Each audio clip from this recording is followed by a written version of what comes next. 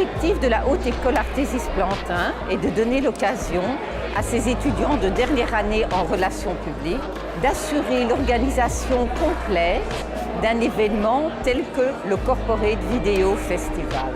Nous sommes 17 étudiantes et pendant 4 mois, nous avons organisé le festival de A à Z, chercher des sponsors, chercher des personnes pour les stands, pour le salon professionnel, les tickets, le parrainage, etc. Pour les étudiants, c'était une expérience enrichissante pour faire un premier pas dans le milieu professionnel. Nous suivons également les nouvelles tendances. Nous désirons promouvoir la réalisation de vidéos corporate auprès d'associations et d'entreprises. Un film corporate, il doit d'abord dire des choses, donc il doit informer. Il doit aussi provoquer de l'émotion. Il doit véhiculer les valeurs de l'entreprise. Il doit essayer, en tout cas, de tenter de les faire partager.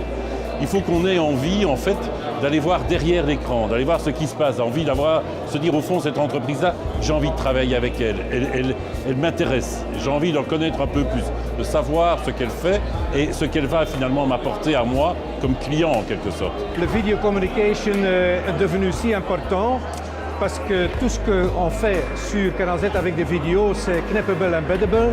On peut le placer sur le site web et des autres plateformes, newsletters, sur des communications comme iPad et tout ça. Vidéo est très important dans le business parce que seeing is also believing.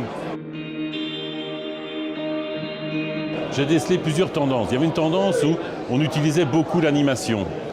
Il y a une autre tendance qui était plutôt vert, donc beaucoup de paysages, beaucoup de rapports avec la nature. Et une troisième tendance qui était plutôt originale et très créative, c'était finalement le mélange de toute une série d'éléments. Donc il y avait vraiment un mélange de toutes les possibilités médiatiques qu'offre aujourd'hui la vidéo.